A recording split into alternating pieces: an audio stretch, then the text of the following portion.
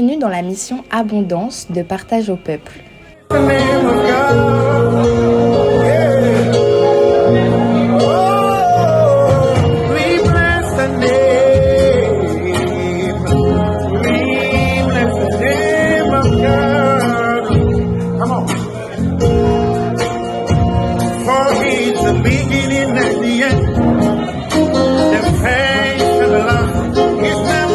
À bientôt.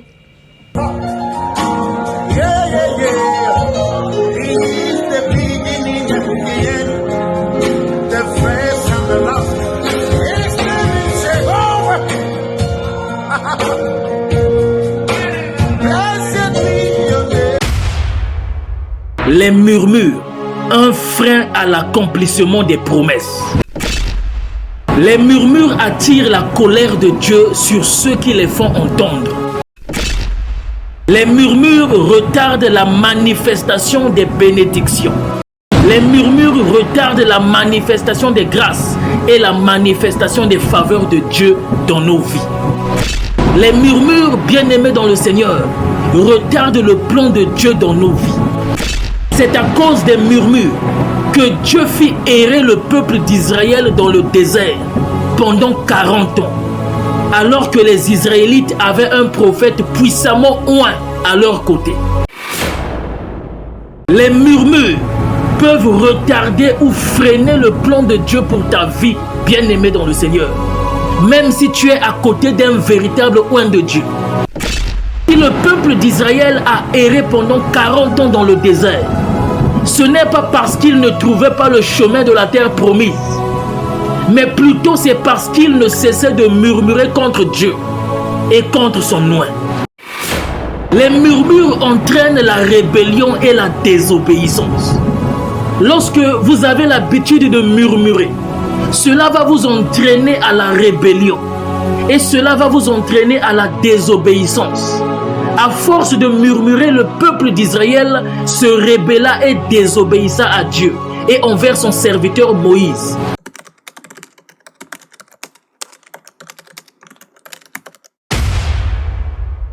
C'est tout des messages, c'est tout des prières que tu feras, qu'on t'amènera encore d'autres fruits. Mais quand nous sommes à la période des demandes qu'on te livre, les demandes, vous savez que quelqu'un ne dure pas longtemps. Il y aura une saison où on amènera des fruits secs qui peuvent durer longtemps, ou des fruits qui durent des mois, des années. Mais les demandes, vous savez, c'est une période de 3 mois ou 2 mois. Des fois, on vous livre ces fruits-là. Recevez-les et gardez-les soigneusement. Donc cela porte des fruits dans votre vie aussi. Dans le nom de Jésus. Dans le nom de Jésus. Est-ce que je parle à l'esprit de quelqu'un? Toi qui m'écoutes, peut-être tu nous écoutes tout le temps ici. Tu viens, tu reçois. Mais jamais tu ne portes des fruits où tu es en train de paralyser ce qu'on dit. Je te dis ce soir, crois, garde la foi.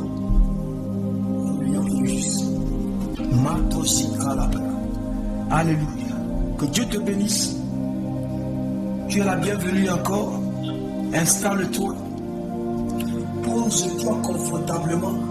T'assis, travaille, Prada. Pose-toi complètement. Amène tes enfants. Amène ton entourage. Tu peux même sortir. La voix a changé, non? Ce soir, le thème, la murmure, un frein à l'accomplissement des promesses. Gloire à Dieu, que Dieu bénisse ces instants. Je prie dans le nom de Jésus, Seigneur, ouvre ma bouche encore pour parler à ton peuple. Seigneur, ouvre les entendements, Seigneur, la porte des cœurs. Au nom de Jésus-Christ, le message à vous, dans le nom de Jésus. Ce n'est pas moi qui parlera, ce n'est pas nous qui parlerons, mais c'est le Saint-Esprit de Dieu, l'esprit de connaissance et de sagesse, l'intelligence qui libère, Seigneur, une vie au travers de son message. Dans le nom puissant de Jésus. Amen, dis-moi amen très fort.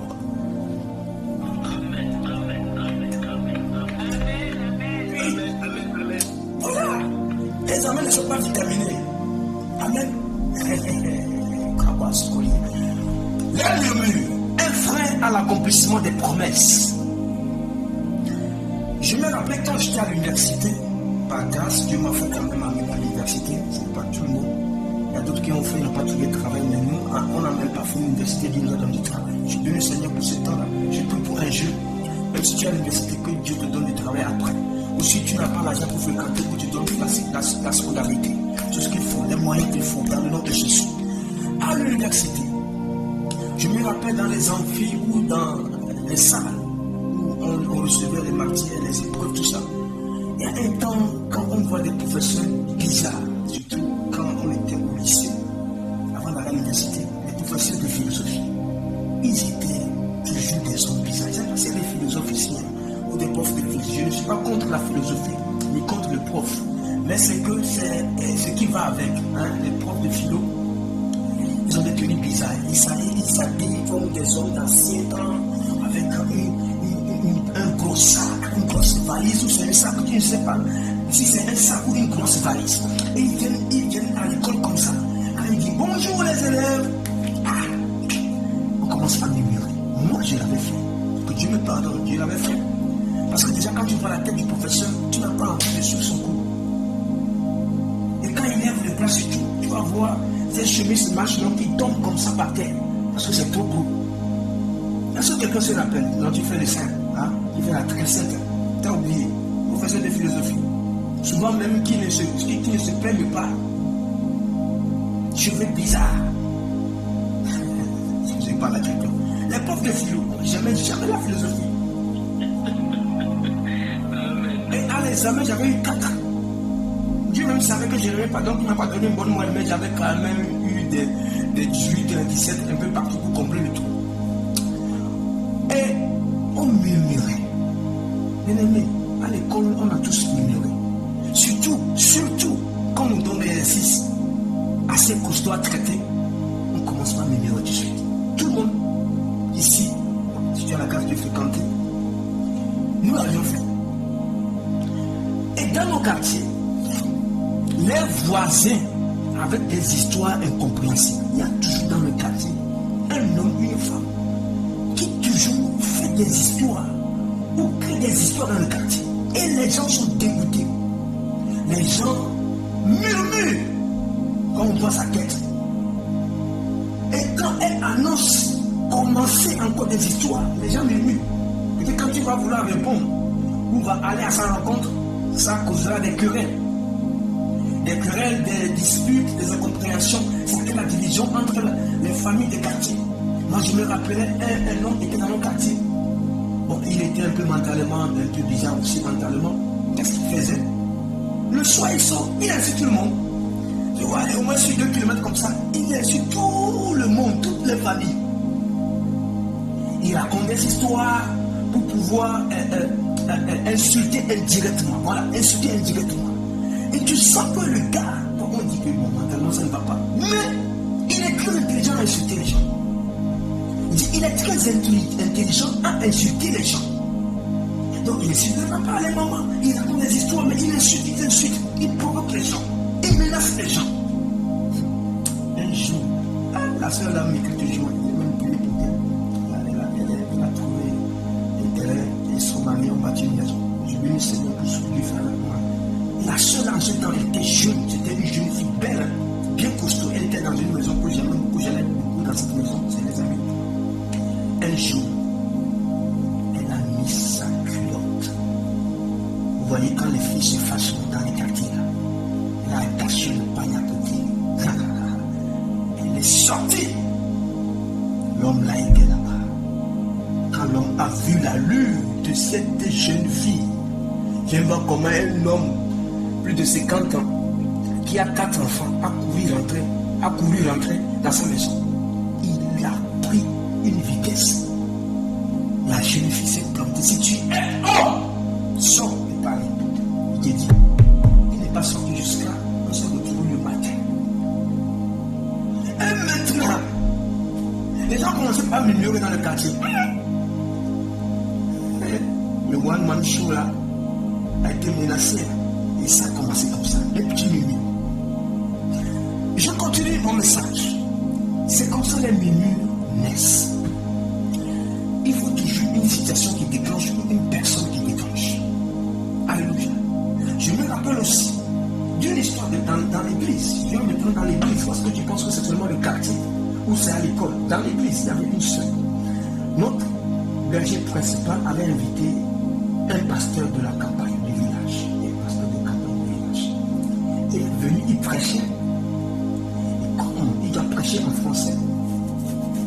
pas mettre le le à la place de la. N'arrivait pas à dire les mots.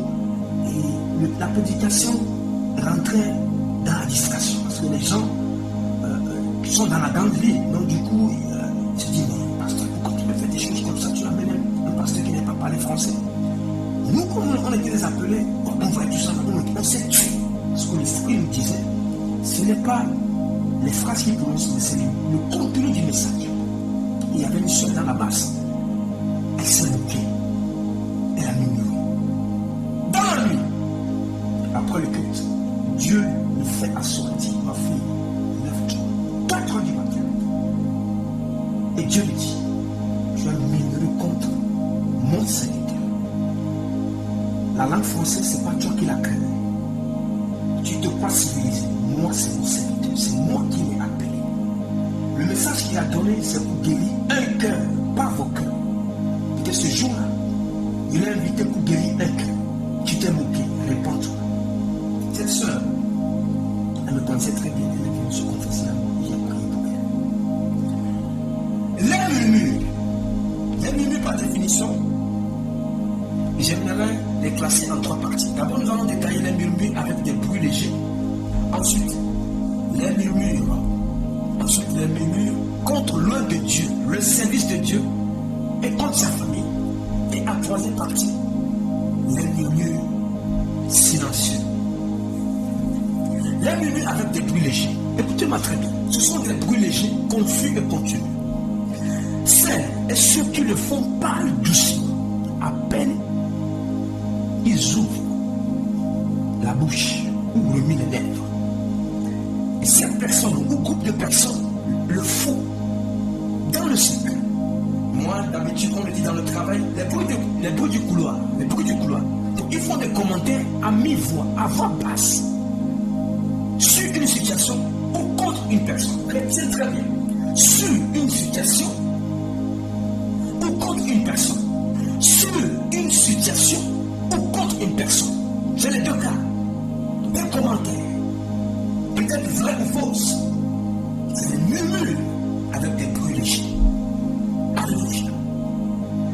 Donc, ces murmures provoquent soit la division, provoquent soit l'incompréhension, l'insoumission, la rébellion, le péché. Les murmures des affamés impatients. Nous lisons la parole de Dieu, les Saintes Écritures. Il est écrit dans Exode chapitre 16, le verset 1 à 3. Nous lisons la parole de Dieu. Toute l'assemblée des enfants d'Israël partit d'Élie. Et ils arrivaient au désert de Sin, qui est entre Élie et Sinaï. Le 15e jour du second mois, après la sortie du pays d'Égypte, et toute l'assemblée des enfants d'Israël murmura dans le désert contre Moïse et Aaron. Verset 3. Les enfants d'Israël leur dit, que ne sommes-nous morts par la main de l'Éternel dans le pays d'Égypte, quand nous étions assis près des pots de viande, quand nous mangions du pain à satiété, car vous nous avez menés dans ce désert pour faire mourir de faim toute cette multitude. Moïse et Aaron, bien-aimés dans le Seigneur Jésus-Christ de Nazareth, il y a toujours un leader que Dieu place à la tête de son peuple, de sa bergerie. Dieu met toujours un homme, un groupe, un comité, pour amener les gens à être organisés ou soit à travailler. Dans le travail, il faut l'organisation.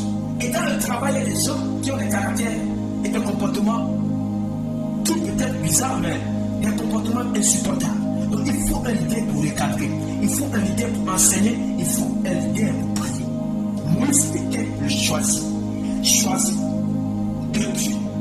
Et il ne pouvait pas parler, il bégayait, mais Dieu a mis Aaron, l'interprète, le traducteur à côté. Il marchait 2 actes. Je vous avais enseigné ici que nous devons marcher 2 actes dans le ministère. Chaque ministère doit avoir un minimum à la tête de 2 personnes. C'est ce que Jésus nous a recommandé. Et maintenant, un comité de 7 personnes, le chiffre de la perfection, et va vers jusqu'à 12, le chiffre de disciples là, et grandit jusqu'à 70, voire 120 et 3000 âmes. C'est ce que l'Église a commencé par faire au travers de Jésus-Christ et continuer avec les apôtres. Donc Moïse et Aaron travaillent ensemble.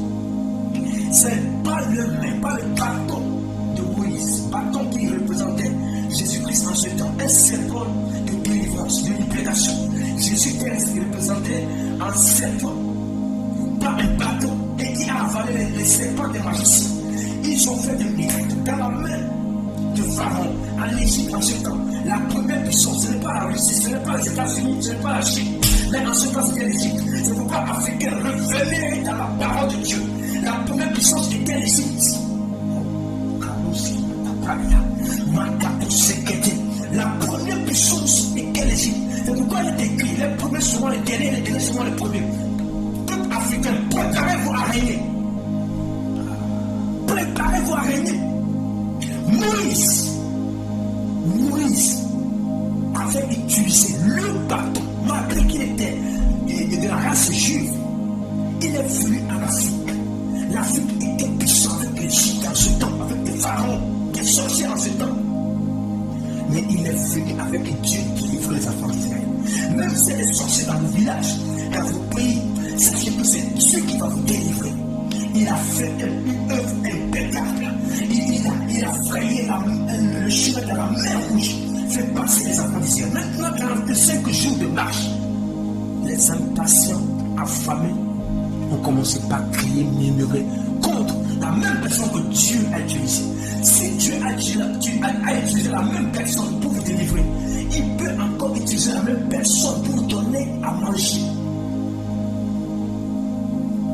Ils n'ont pas crié à Dieu, mais ils ont crié contre Moïse et Aaron, mais contre Dieu. Tu es incapable de nous donner à manger. Celui qui est capable de te délivrer de la main de Pharaon, du sorcier, peut te donner facilement à manger. Celui qui est capable de te sortir de l'exploitation de l'homme par l'homme, de l'esclavage, peut te rendre heureux sur le chemin. 45 jours de marche, bien-aimés. Ils ont commencé par murmurer. Je ne sais pas combien de courses tu es en train de faire avec le Seigneur dans la marche chrétienne. Je ne sais pas combien de jours, d'années tu es avec le Seigneur. Ne murmure pas contre le berger. Ne murmure pas contre les leaders. Ils ont commencé par murmurer. Parce qu'ils avaient quoi? Ils avaient faim. Ils ont revu les bonnes viandes de... C'était des viandes envoûtées. Ce qu'ils mangeaient en Égypte, c'est la viande de la sorcellerie. Bien-aimé, ne fais plus marche arrière. Ne regarde pas le passé. Tu es la fille qui mangeait avec des grottos. Tu es la fille qui mangeait avec les hommes mariés. Ne regarde plus ce plat. Regarde-toi en train de manger avec ton propre mari. Tu es le jeune. La Brasie calabrée, les Kougas. Les femmes bien bâties, avec de l'argent. 4 maisons déjà construites, qui sont en train de pêcher comme ça les hommes, les petits jeunes là. Dieu te dit, toi jeune, ne regarde pas là-bas. Ne retourne pas avec cette vieille femme mariée qui te propose d'aller à l'hôtel. Dieu veut te délivrer ce soir. Que Dieu délivre un jeune, que Dieu délivre un homme, une femme. Toi homme qui m'écoute, là où c'est doux là dehors avec les jeunes filles là, Dieu te dit, ne va plus. La faim, bien-aimé, la faim amène la tentation. La faim amène la chute. Nous devons faire très très attention. Pourquoi je dis ça?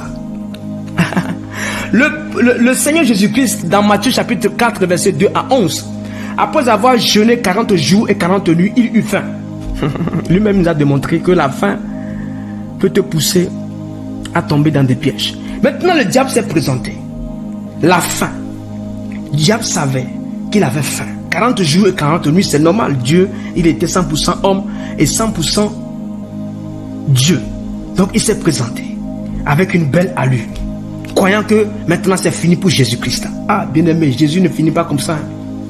Jésus, s'il ne rentre pas dans le tombeau, ressusciter les morts, monter au ciel là. Personne ne peut ébranler sa mission. C'est pourquoi je prie pour toi dans le nom de Jésus. Personne n'a le droit de t'ébranler avant le temps. Avant le temps, tu resteras. Avant le temps, tu resteras. Tu resteras vivant dans le nom de Jésus. Les tentations, la faim et les tentations. Donc le diable s'est présenté. Première chose, qu'est-ce qu'il fait? Il lui présente la nourriture. Bien-aimé, je te pose la question s'il te plaît. Si tu as faim, ta faim est dans quel domaine? Il y a des gens qui ont faim du sexe. Il y a des gens qui ont faim de l'argent. Il y a des gens qui ont faim de matériel. On a présenté à Jésus d'abord la nourriture. On l'a amené sur le haut du temple. Et on a présenté le royaume. On l'a présenté le royaume. Et on lui a demandé encore, troisième tentation, de se jeter.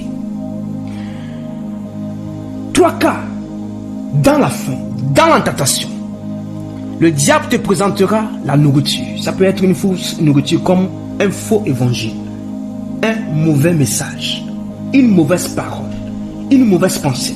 Si tu la consommes, frère, tu meurs spirituellement. Deuxième chose, les royaumes terrestres, les choses de ce monde, les richesses sans Dieu, l'héritage sans Christ, les biens matériels qui ont une source frauduleuse. Le diable va te présenter cela. Il va te présenter cela. Fais attention, ne tombe pas dans le piège de l'ennemi. Troisième chose, la tentation de l'identité. Il dit, si tu es vraiment le fils de Dieu, si tu es vraiment chrétien et chrétienne, saute du troisième étage ou du quatrième ou du septième étage pour que les anges te tiennent. Mais qui va faire ça? Même si tu as Dieu, tu pries en langue, tu es prophète, apôtre, évangéliste, pasteur, enseignant, docteur, jamais. Jamais. Même les gens ont osé marcher dans la mer, ils sont vus couler. Ils se sont noyés. On ne tente pas Dieu. Et il a présenté cela. La faim, vous voyez les dérivés de la faim, ce que ça amène, des grosses tentations. Contrôle ta faim ce soir, dans le nom de Jésus. Contrôle ta faim. Tu as tellement murmuré parce que tu étais affamé. Contrôle ta faim par le Saint-Esprit, par la parole de Dieu. Et quand il a résisté, il est écrit dans la parole de Dieu, dans Matthieu chapitre 4, le verset 10, on dit, Jésus lui dit, retire-toi Satan, car il est écrit, tu adoreras le Seigneur ton Dieu et tu le serviras lui seul. Alors le diable le laissa. Je prie que le diable te lâche ce soir, parce que tu vas résister. Que le diable te lâche ce soir, parce que tu vas persévérer dans la fidélité. Tu vas persévérer dans l'intégrité. Tu vas être ferme dans ta foi. Que le diable et ses démons, le monde de ténèbres te lâche ce soir dans le nom de Jésus. Il est parti. Il a voulu détourner Jésus. Qui veut te détourner ce soir? Reviens. Qui veut te détourner ce soir? Repositionne-toi au nom de Jésus. La faim. La faim. Il a même demandé à Jésus de transformer le caillou en pain. Les faux miracles. Les faux miracles. Que Dieu te délivre des faux miracles. Toi, tu as vu ici des vrais miracles devant toi, derrière toi. Oh, mais il faut quoi? Pourquoi tu veux aller vers les faux? Alléluia. Donc, dans ça, Dieu a vu comment Aaron et Moïse sont menacés par des murmures, les bruits du couloir. Oh, vous savez, l'église ne va pas bien. Oh, le frère là, il est un peu bizarre, il prie pas bien. La soeur là, c'est quelle bizarrerie de prophétie. Oh, ça c'est quel miracle comme ça. Des critiques dans les murmures. Amen. Et dans le verset de Exode chapitre 16, le verset 8. Bon, à partir du verset 6, je dirais, verset 6 à 8. Moïse et Aaron dit à tous les enfants d'Israël ce soir, vous comprendrez que c'est l'Éternel qui vous a fait sortir du pays d'Égypte. Et au matin, vous verrez la gloire de l'Éternel, parce qu'il a attendu vos murmures contre l'Éternel. Car que sommes-nous pour que vous murmurez contre nous? Verset 8, Moïse dit, l'Éternel vous donnera ce soir de la viande à manger. Et au matin, du pain à satiété, parce que l'Éternel a attendu les murmures que vous avez proférés contre lui. Car que sommes-nous? Ce n'est pas contre nous que sont vos murmures, mais c'est contre l'Éternel. Vous voyez un peu? Mais Dieu a agi. Malgré qu'ils ont murmuré, Dieu de grâce, Dieu de compassion, Dieu d'amour a agi. Malgré tes murmures ce soir, commence par confesser. Répands-toi ce soir. Dieu te fera grâce. La grâce surabondante. La grâce excellente. Malgré que tu murmurais contre un homme de Dieu, contre la situation actuelle, Dieu te fera grâce. C'est ça l'amour. L'amour de Dieu pardonne. L'amour de Dieu ne compte pas les péchés et les fautes. Dieu a donné à manger. Parce qu'ils avaient faim. Ils étaient impatients. Sois patient. Même si tu n'as pas encore aujourd'hui, tu l'auras demain. Par la foi, je prie que ta foi reçoive ce que Dieu a promis. Quand on parle des promesses, c'est que Dieu le fera. Quand on parle des promesses, c'est ce que Dieu a déjà programmé pour toi. Au nom de Jésus, reçois-les à l'instant même. Reçois-les au nom de Jésus.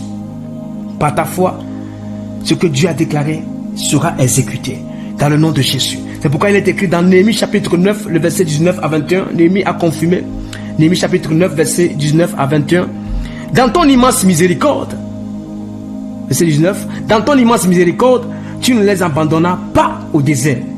Et la colonne de nuée ne cessa point de les guider, le jour dans leur chemin, ni la colonne de feu et de les éclairer la nuit dans le chemin qu'ils avaient à suivre.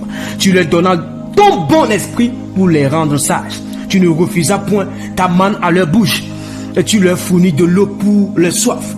Verset 21, pendant 40 ans, tout pourvu à leur entretien dans le désert, et ne manquait de rien. Leurs vêtements ne s'usèrent point, et leurs pieds ne s'enflèrent point. Oh, quel Dieu de grâce! Bénis le Dieu de grâce ce soir. Toi qui m'écoutes, bénis le Dieu de grâce. Toute grâce abondante, qui donne la vie, qui entretient, qui sécurise le chemin. Tu marches, ça fait longtemps avec Dieu, mais Dieu est avec toi. Il dit, je ne te délaisserai point, je ne t'abandonnerai point. Dieu est toujours avec toi. Il ne t'abandonnera pas. Avant 2023, avant la fin de 2023, il ne t'abandonnera pas. Les années à venir, il ne t'abandonnera pas. Compte sur l'Éternel. Compte sur l'Éternel. Il a fait descendre du pain du ciel. Comment un Dieu peut faire descendre du pain? Il y a une boulangerie au ciel, bien aimé. Il y a une boulangerie au ciel. Il y a une boulangerie au ciel. La manne cachée, encore en Jésus-Christ, et qui est à nous. La boulangerie au ciel est venue sur la terre. Le pain de vie. Le pain de vie. Le pain de vie. Je prie que le pain de vie soit ton pain quotidien. Au nom de Jésus-Christ. Au nom de Jésus. Les murmures silencieuses, pour terminer. Les murmures silencieuses. Alléluia. Les murmures silencieuses. Et Dieu continue pas à insister sur le pain. Nous lisons la parole de Dieu pour terminer. Jean chapitre 6, le verset 58 à 61. Les murmures silencieuses. Les murmures silencieuses. C'est ici le pain qui est descendu du ciel. Il n'est pas comme de vos pères qui ont mangé la manne et qui sont morts. Celui qui mange ce pain vivra éternellement. Verset 59. Jésus dit ces choses dans la synagogue enseignant à Capernaum. Verset 60. Plusieurs de ses disciples, après l'avoir entendu dire, cette parole est dure, qui peut l'écouter? Jésus, sachant en lui-même que ses disciples murmuraient à ce sujet, leur dit, cela vous scandale-t-il? Dans le temple, Jésus prêchait, enseignait. Mais qu'est-ce qui s'est passé? Les gens commençaient par murmurer. Même dans le temple, les gens murmurent. Je vous l'avais donné comme témoignage. Les gens ont murmuré. Parce qu'il disait qu'il était le pain du ciel. Que dis-tu dans ton témoignage et les gens murmurent? Que prêches-tu et les gens murmurent? Quelle œuvre, quelle action tu mènes pour la cause, l'agrandissement du royaume et les gens murmurent? Continue par prêcher. Continue par œuvrer. Jésus ne s'est pas arrêté sur leur murmure. Mais il savait, il lisait dans leur tête qu'ils murmuraient quand ils prêchaient. Vous savez, le Saint-Esprit même révèle les choses dans la tête des gens. Quand la personne parle, sans ouvrir la bouche, sans même faire des actions, des gestes mimiques, le Saint-Esprit révèle à Jésus. Le Saint-Esprit révèle au berger. Quand les gens font les choses dans le secret, la Bible déclare que tout ce qui est caché sera découvert.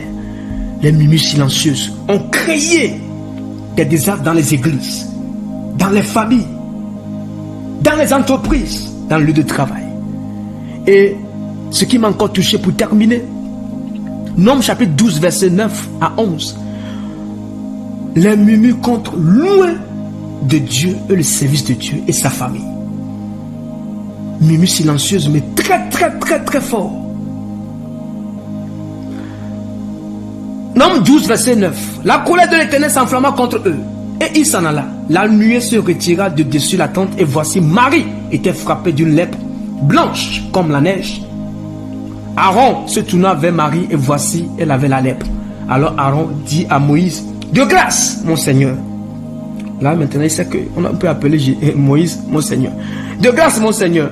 Ne nous fais pas porter la peine du péché que nous avons commis en insensé et dont nous sommes rendus coupables. Ils ont murmuré silencieusement contre le mariage de Moïse. Moïse avait pris une femme éthiopienne. Nous avons parlé de l'Égypte qui était une première puissance. N'oublie pas que Moïse aussi a pris une femme éthiopienne. Ça veut dire que l'Afrique fait partie de la révélation de Dieu. L'Afrique est dans le processus divin. L'Afrique est un continent béni. L'Afrique est un continent béni. Moïse a pris une femme éthiopienne. Et Aaron murmure contre le mariage. Quels sont les murmures contre ton mariage? Dieu va s'en occuper. Tu es célibataire, tu es fiancé, tu es marié, Dieu va s'en occuper. Les gens qui murmurent contre ton mariage, que ton mariage ne réussira pas, que tu ne vas pas te marier, je prie que Dieu se lève en justice et que Dieu t'exauce en l'instant même je parle. Que Dieu restaure ton mariage, ta famille. Là où il y avait des dégâts dans ton foyer, il y avait du désastre, du chaos dans ton foyer. On dit qu'il restera un célibataire chronique. Il ne peut jamais se marier, elle ne peut jamais se marier. Que Dieu se manifeste pour toi, qu'il bénisse ton mariage. La Bible dit qu'il n'est pas bon que l'homme soit tout seul. Je lui donnerai une aide semblable. Je prie que l'aide semblable vienne à toi. Que tu trouves ton homme aussi. Fonde ta famille au nom de Jésus. Et Dieu n'a pas accepté de toucher le service de Dieu, la famille. Vous savez, c'est pourquoi vous devez respecter la famille de Dieu. En commençant par le berger, sa famille. La femme et les enfants, si c'est une femme, son mari et ses enfants. Que Dieu vous bénisse ce soir. Et je prie toutes murmures qui sont dans le secret, fait dans le silence, dans le couloir, ou silencieuse. Que Dieu te délivre ce soir. Ne murmure pas. Garde la foi. Marche tête haute. Au nom puissant de Jésus-Christ. Amen, amen.